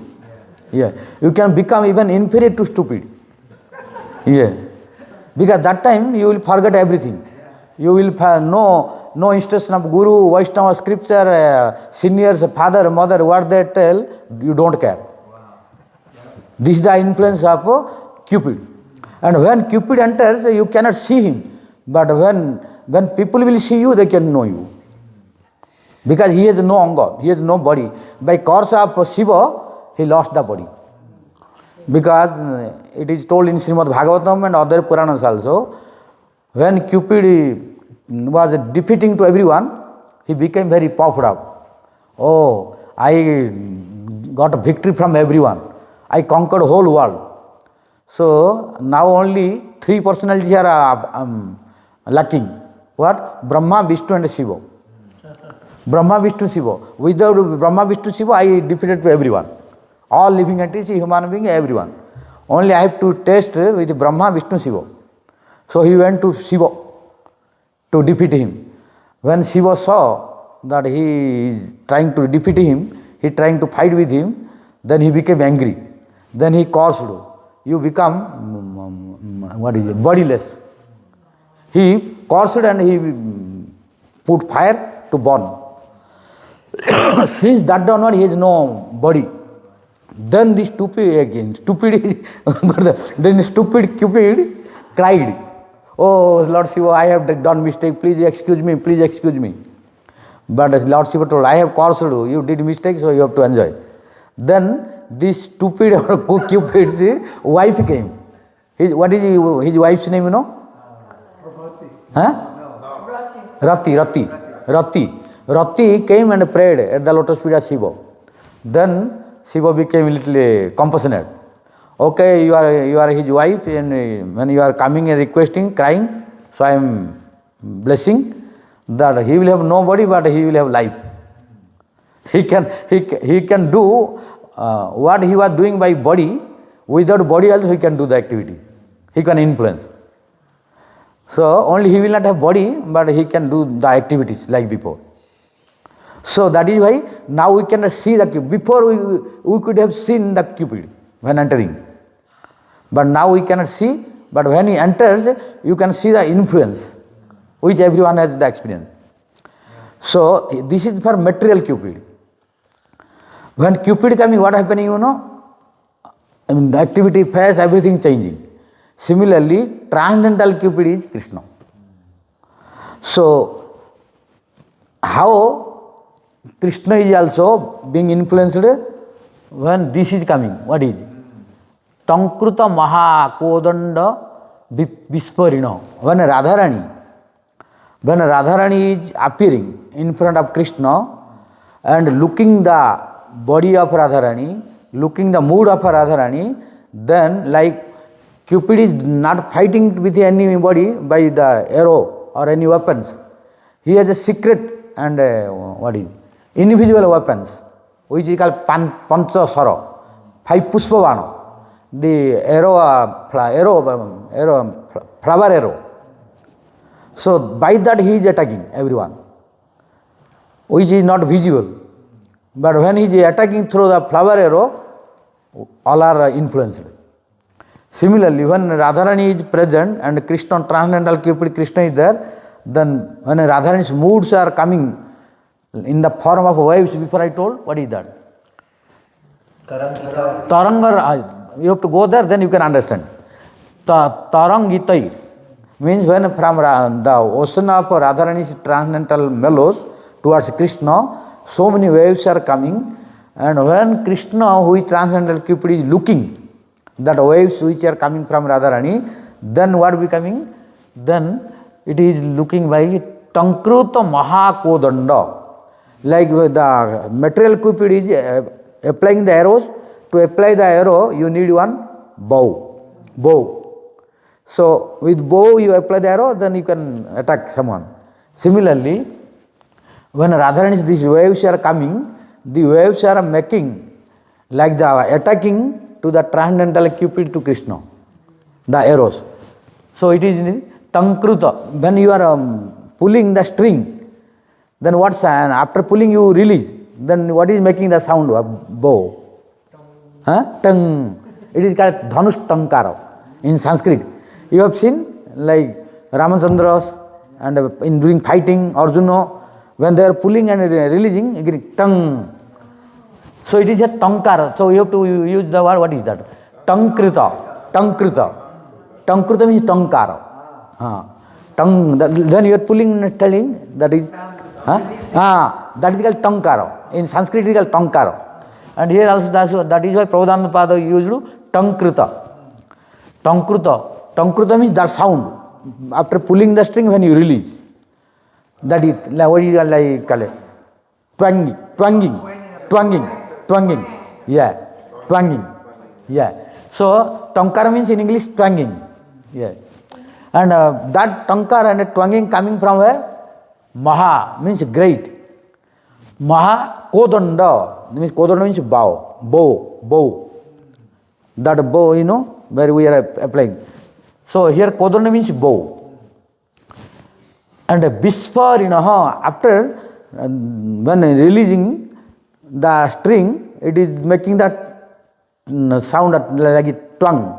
But that tongue is not immediately stopping, making, you know, vibration. That vibration is becoming, what is that? Bisparinaha. That vibration is called Bisparinaha. The twanging of the bow. Yeah. So Bisparina means the twanging of the bow. Yeah. Then now come this point. When this is happening, after understanding all this, then you come to that down, that is Tarunya Prathamata Pravesa. Then now Prabhupada Sura telling at what time this is happening. Not always. At what time? Tarunya Prathama. Tarunya means youthful age. Youth. When Radharani is becoming young. Tarunya Prathamata means first youthful age. When youth starting. At the beginning of youthful age, this is happening. Tarunya means youthful. And Prathama means, you know, Pratham first. First means beginning. At the beginning of Radha, Pravesa means entrance. Means when Radharani is entering at the beginning of youthful age, this is happening. Pravesata. Pravesa Samaya. Samaya means in the time. So now you make whole, all words make one sentence. How? Tarunya Prathama Pravesa Samaye. All together. Now Tarunya? Yes. So what will the meaning? At the beginning of the youth. Yeah. Yes. So when this influence coming to Krishna, who is transcendental Cupid, when Radharani is entering at the beginning of first youthful age. At the beginning of her youthful age, this is happening to Krishna. What to speak about when she is becoming completely young? At the beginning she is making this to Krishna. So what to speak when she is completely matured and she complete youthful age? At the beginning is happening to Krishna this. So now till that you understood. Jasyaha. Jasya means of whom, means of Radharani. Maha means great, Madhuri. This is when this is happening to Krishna, when Madhuri of Radharani is manifesting at the beginning of entrance of her youthful age. So what is Madhuri? Tell now, Madhuri. Huh? Huh? Sweetness. Yeah. But what is the real meaning of Madhuri? Bumblebee. Honey. Huh? Honey. Honey? Honey. No, you tell what Rupa Goswami told, what our Baladev Vidyabhushan Prabhupada told, about a definition. What is the real Madhuri? Huh? But what sweetness? Honey or any sweet is sweet. Huh? The nectar that the bumblebee takes from the flower. Yes, here, but here what is Madhuri? Maharaj is asking for the Definition. given by Srila Rupa Goswami. Yeah. So please tell us, Maharaj. Yeah, I am telling. So we are telling sweetness. Sweetness, that is not wrong. All are right. But I want to know the definition so that it will make you complete understanding. What is real sweetness? The real sweetness is Rupam. Rupam anirvachaniya tanurupam. Madhuri muchyate. Rupam anirvachaniya tanoho Madhuri muchyate. This definition you remember, then you can understand what is the real Madhuri, sweetness. That is sweetness which is anirvachaniya, means the form of the body. The so beautiful form of the body will manifest. From the body, very special beauty will manifest. Which beauty, how beautiful? If anyone asks to you, it will become anirvachaniya. You cannot express. Means beyond your imagination. Means how to explain, oh, now Radharani's body is looking like this beautiful. You will try to find out where, how to compare, you cannot find any comparison. That beauty which is indescribable. Indescribable. That is called in Sanskrit anirvachaniya. Navachaniya, anirvachaniya. Means undescribable or unexpressible. Means you cannot find any comparison how to speak. That kind of beauty when manifesting in Radharani's body, that is called sweetness of Radharani. That is Madhuri. Yeah. So now Radharani is manifesting at the beginning of her youthful age. This kind of beautiful body manifesting. So now Krishna is enchanted after looking this. What to speak when Radharani is completely youthful? At the beginning of her youthful age, Radharani is expressing Maha-Madhuri. This is the meaning of Maha-Madhuri. Great. Yeah, great Madhuri. And what is Madhuri now you understood? Madhuri means that bodily beauty which is manifesting from Radharani's body, that beauty which is undescribable, unexpressible. Only you can feel, you can be enchanted, but you cannot express. That is called Madhuri. Yeah. So this is the meaning of Jasya Maha Madhuri. Then now Dhara Ananta. Dhara plus Ananta, Dhara Ananta. You have to tell Dhara Ananta, but a combination of two words. One is Dhara, one is Ananta. Dhara means flowing.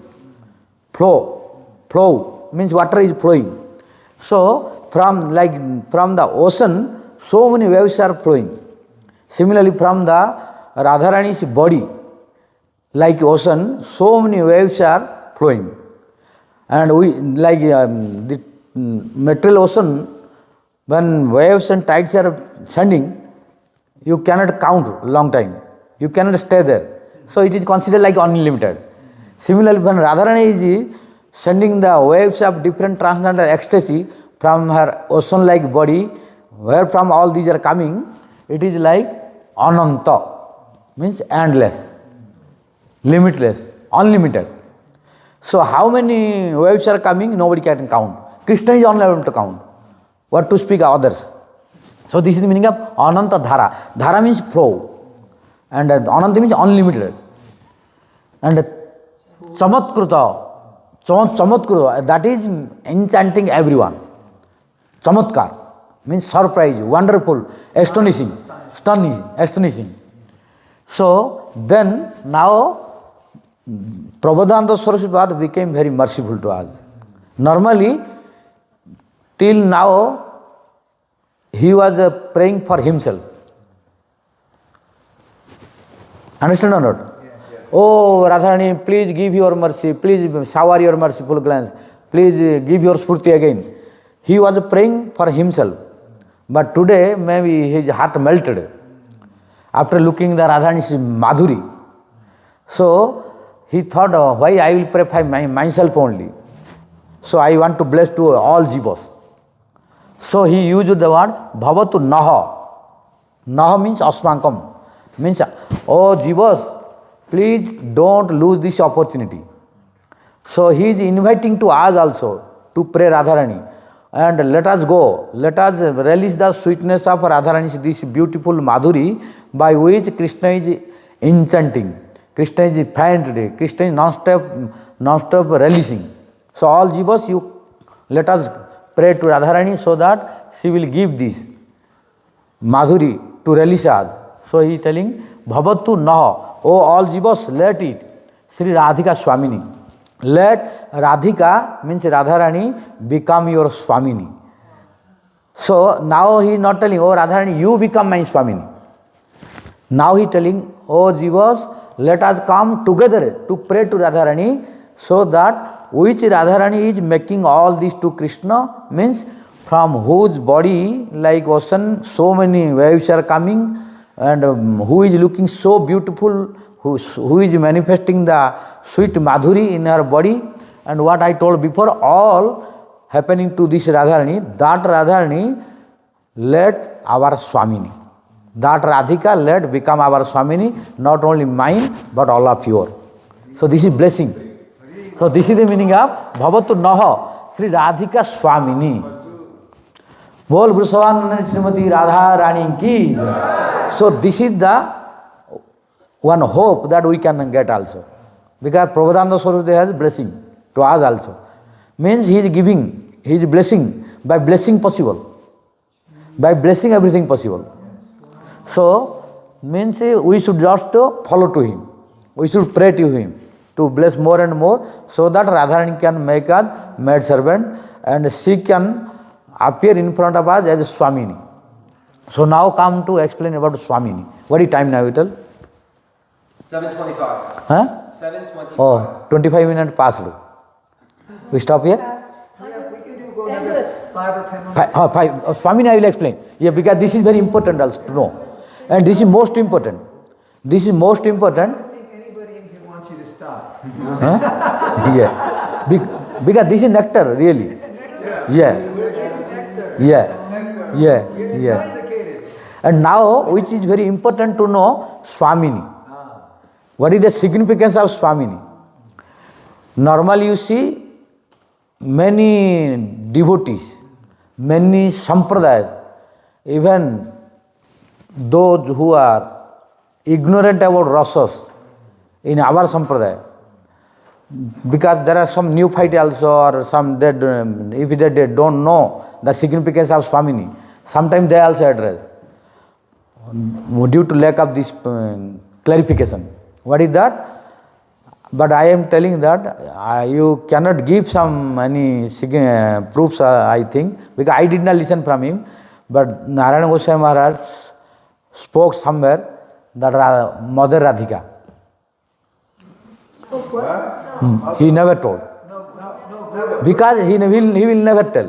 He will tell only Swamini. He would always condemn people who say Yeah. Mother Radha. Yeah. Radharani. Yeah. He didn't like that at all. Yes, but you will find many people, oh, Radhama, Mother Radha. But he will never tell this. You understand? Huh? Yeah, Jamuna Maya. In Vrindavana you will find many Jamuna Maya. Some are telling, oh Mother Radharani, Radhama. But here Prabodhananda Saraswati was clarifying this. So, whole world, they may tell Mother Radha. But Rasika, Gaudiya Vaishnavas, they don't address Radharani as a mother. If you address as mother, then he is not proper Rasik. If anyone addressing Radharani as mother, he is not Rasik. She's everything. Huh? She's everything. Everything. But you have to understand this, I am explaining. She is everything, but for Rasikas, she is not mother. For Tattvikas, for Tattva, I am explaining this. Whole world telling Radharani is mother, Radharani is mother. But Rasika devotees, they will not address Radharani as a mother. They will address as a Swamini. Why? You see, in India also, many places, whole world, those who have no knowledge, proper knowledge about Rasa, they will address Radharani as a mother. Why? Really Radharani also mother, it is told in scripture. Because she is cause of all energy. All energy manifested from her. So in Tattva she is mother. So for Tattva she is mother, no problem. But we are not only Tattvika. We are Rasika. For Rasikas, Radharani is not mother. For example, for Tattva, Krishna is omniscient. For Tattva, Krishna is self-satisfied. For Tattva, Krishna is complete fool. Understand? This is for Tattva. But for Rasa, Krishna is not omniscient. For Rasa, Krishna is not omniscient. For example, in Vrindavana, Rasika devotees are there. Like Mother Josoda, Nanda Baba, and Sridhama, Subala, Madhumangala, Stoka Krishna, and Gopis, Radharani, Lalita, Visakha, they are Rasikas. They related with Rasa, with Krishna. So according to the Rasa, they are thinking Krishna. They don't think Krishna is God. And Krishna also not thinking in front of brothers, I am God. Krishna thinking in front of Nanda Baba and Mother Josoda, I am son of Nanda. I am son of Mother Josoda. Krishna not thinking I am Supreme Personal Godhead. No. He is thinking Supreme Personal Godhead out of Vrindavana. So for Tattva, for outside Vrindavana, for all devotees, Krishna is Tattva. Krishna is Supreme Personal Godhead. But inside Vrindavana, Krishna is thinking I am not God. I am Nanda Baba's son. I am Mother Josoda's son. I am Sridham, Subala, Madhumangal friend. I am the lover of Radharani, Lalita, Visakha, etc. He is not telling I am Supreme Personal Godhead. So this is Rasa. This is Rasa. So according to Rasa, Krishna is not Supreme Personal Godhead. According to Tattva, Krishna is omniscient. But according to Rasa, Krishna is stupid. How? Mother Josoda chastising. Oh, Katham Mridam Bhakitavan Adat Tatman. Oh, uncontrolled sense, Krishna. You have no control over your senses. You don't know how to what to eat. Why did you eat clay? Why did you eat clay? You don't know what is food. Clay is not your food. You should do, if you are hungry, you should have asked me butter or rabidi, rasgulla, and etc. I have plenty. Why did you eat clay? You don't know how to eat. I have to teach you. So means here Krishna is ignorant. He is not omniscient. He is ignorant. He is stupid. He does not. Mother Josoda chastising. You don't know how to eat. You see, mother is chastising to Krishna, who is creator, maintainer, annihilator of whole world. And now Mother Josoda chastising to Krishna that you don't know how to eat. Means Mother Josoda proving Krishna as an ignorant child, who does not know. I have to teach him how to eat. And now he is chastising. So this is Rasa. So here Krishna, Brajavasi, they don't think Krishna is the Supreme Personal Godhead. If Krishna says that I am God, nobody is ready to accept him as God. If sometime Mother Josoda was there and Krishna telling, oh Maya, means oh my mother, I am God. Then Mother Josoda becoming angry. Don't tell this, repeat again. Don't repeat again. Why? It is offense. It is offense. Why? Our God is Narayan. Don't tell this, Lala. Oh Lala, you told first time this, so I am excusing you. But don't repeat this. Why? It is offense. Because our Lord is Narayan. You are my son. You are not the Lord. If you tell and repeat again, I will beat you. Because it will be offense to Narayana. So Mother Josoda is not agree to accept Krishna as God. Even Krishna telling I am God, they are not agree. And when he is telling in front of Sudha, Subala, Madhumangal, oh Madhumangal, I am God. Then Madhumangal telling, who told you are God? I know who are you. I know who are you. You are not God. Then Krishna telling, then who am I? Then Madhumangal telling, Tumi kon bada loko, Tumi ami sama. You are not superior to me, so you can become God. You are equal to me. You are not superior to me. So if you become God, I will become God. But I don't think I am God. So you cannot all think that you are God. So Madhumangal is not ready to accept Krishna as God. This is Rasa, in Sakhya Rasa. And Mother Josoda is not ready to accept Krishna as God in Vatsalya Rasa, in parental mood. So in Vrindavan, Krishna is not God. Krishna is son, friend and a lover. So this is called Rasa. So according to Tattva, Krishna is complete fool. Krishna is self-satisfied. Krishna is omniscient. But according to Rasa, Krishna is not self-satisfied. Krishna is feeling hungry. Huh? Yeah, feeling hungry. He is feeling hungry or not self-satisfied because he needs food. Although according to Tattva, Krishna is self-satisfied. He does not need anything. No hunger, no thirst. But in Vrindavan, early in the morning, Krishna is crying in front of Mother Josoda. Without cleaning the face, asking, Maya, give butter, give butter. Then Mother Josoda telling, you wake up and clean the face, brush your teeth, clean the teeth, then I will give you. Then Krishna has no patience. Because I am so hungry, please give butter. So, Krishna is self-satisfied, complete fool, out of Braja. But inside Braja, he is very hungry. So, due to Rasa. Similarly, Radharani also self-satisfied. She is Ishwari, she is mother of whole universe in Tattva. But in Rasa, she is not a mother. In Rasa, she is Swamini. That's why all the whole world, different sampradaya, different people, they address Radharani as a Mother Radha, according to their bhava, according to their worshipping. But Gaudiya Vaishnavas, especially Rasika Vaishnavas, they don't address Radharani as Mother. We address Radharani as a Swamini. That's why Prabhupada Saraswati said, Sri Radhika Swamini Bhavatu. Sri Radhika Swamini Bhavatu. Let Radharani become my Swamini and a blessing to us also to join with him to address Radharani as a Swamini. This is the meaning of Bhavatu na Sri Radhika Swamini. Maharaj, what is the actual Rasic meaning of Swamini? Yes. Huh? I didn't hear what he said, but... Yes, repeat. Well, because here our Gurudev, so many of my Swamini, we refer as devotees, our Gurudev, he would always say my Swamini. You would refer to Radhika as his Swamini. I would like to clarify one thing that helped me, or not clarify, I can mention something that helped me clarify. When I first came to Vrindavan, one of my senior god sisters heard me praying to Radharani, calling her mother. And she said, oh no, Radharani is 15 and a half years old and you're 13 and a half. So it's like she's 15 and I'm 13, so she's not my mother.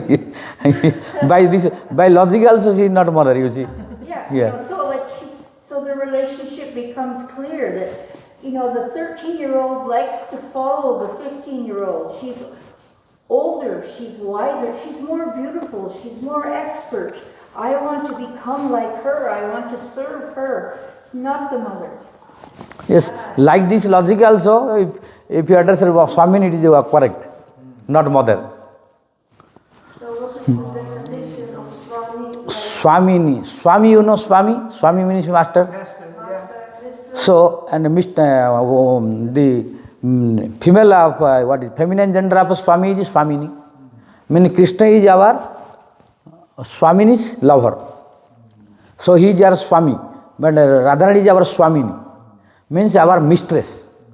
Means we are maid servant. And she is our Swamini, means mistress. He's our master. Yeah. But my understanding But because it's due to feminine gender, we use Swamini. So she's like master, but master is for masculine gender, and so Swamini is for feminine. So Radharani is our Swamini, means our mistress.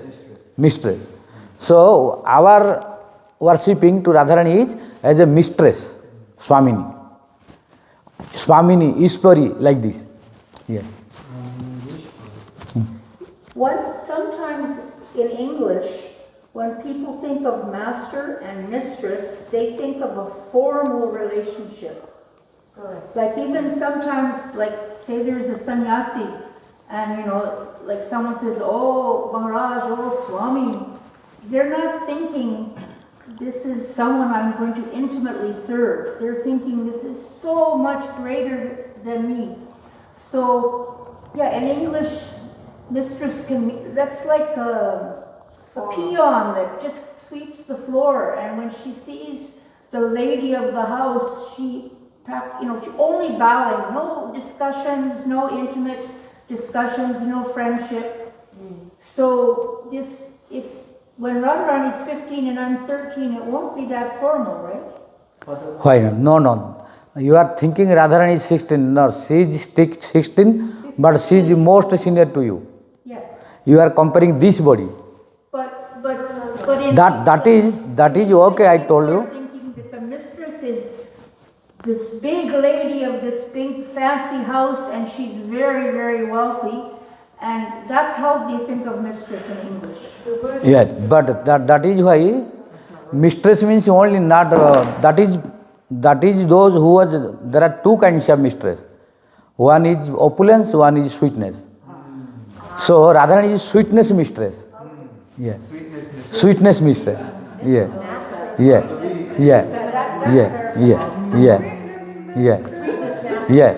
So Radharani is Swamini of sweetness. Yeah, not opulence. Yeah. You were telling us in a previous verse where it was talking about Radharani's Vatsalya towards her Manjari. And you were saying that Radharani's Vatsalya, her motherly affection towards her dasis is incomparable. That she has so much love and affection for her. Even that affection not in Mother Josoda. Right. What Radharani parental mood is there inside. Because in Madhurya all are included. In parental no Madhurya. But in Madhurya parental mood is there also. So Radharani is sometimes feeding to Krishna like Mother Josoda. So that is Vatsalya. When Krishna is not eating, no, you have to eat. So that making Krishna to eat more. So that time is in the mood of Mother Josoda. So in Madhurya Rasa you will find all rasas. But in parental mood you cannot find Madhurya. Yes. And it's like this opulent mistress, like we think of like the time when there was like knights, and castles and kings and aristocracy. This is the mistress. And she's never going to bring her lowly maid in and like, oh, let me give you my dress, let you put it on. But Radharani sometimes gives her sari or her blouse. Yes. Like there's that. That's why Radharani is a special mistress, which you cannot find in other.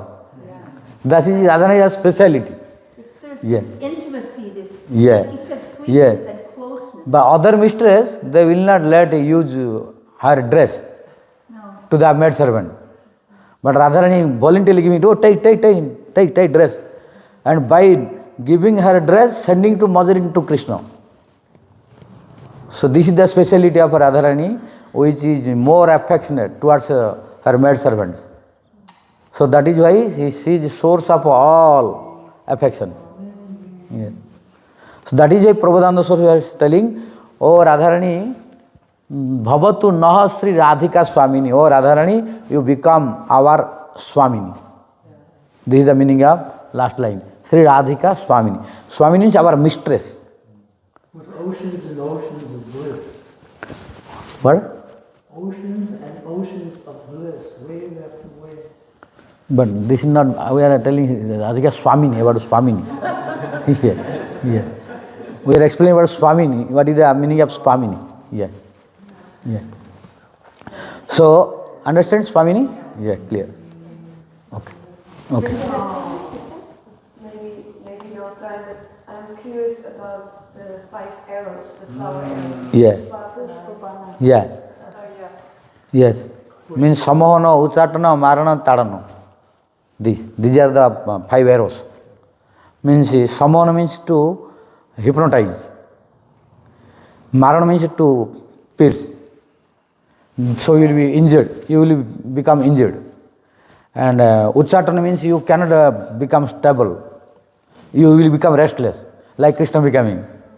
So there are 5 varieties of the symptom by 5 arrows, which is the material cupid giving, transcendental cupid giving. When material cupid giving, then we are materially affected. When transcendental cupid giving, then devotee is materially affected, transcendentally. Yeah. And the flowers? Huh? The flowers, the pushpa. Pushpa means flower. Which flowers? Different flowers in Vrindavana. In Vrindavana these are. Yes. Prabhu, you gave 3. Huh? You gave 3, you didn't give 5. No. Mohan? I told etc. Yeah. If you want to listen, listen. Marano. Marano, he will kill. Like you will feel like killing. Like dead, you cannot do anything more. Means you will stay like dead. Means you become inactive. It blew me away. Yes. Like you see, when Radharani casting her silent glance, Krishna is fainted. Like dead. Like dead. No, uncontrolled is that is different. But fainted means no consciousness. Falling down on the ground. So this is called marana. Marana. And tarana. Tarana means he will keep you under control. Tata means you cannot go according to your desire. You will completely surrender under his influence. And then Uchatana means you will become like crazy. Means your activity you cannot stop. Uchatana means like a crazy man is dancing. And people are laughing. He does not care what people are thinking. Similarly, when he will pierce by the flower arrow, when Uchatana coming, you will be uncontrolled, like you be control. That is called Uchatana. And Sammohana, 5th is Sammohana. Sammohana means you will be hypnotized. Yeah, hypnotized. Yes. Your brain will not work anymore. What he or she will tell, you are bound to do that. Like a ghost when entering in the body, man or woman is losing his own personal activity. What ghost is doing, he is bound to do that. Yeah. And Mohan? Huh? Mohan, I told Samohan. Yeah. So by this, material cupid is affecting materially. And transcendental cupid is affecting transcendentally. So only quality is different, but activities are same. But when we are materially affected, we are getting material problem here. When we are affected by transcendental cupid, we are affected by transcendentally. Means to release the transcendental ecstasy. We are releasing that. Yeah. Okay? बोल वृषभा नंदनी श्रीमती राधा रानी की जय. बोल स्वामिनी Radha Rani ki jai. So tomorrow we will release the next verse. Okay. Jai. Ishan Prabhu.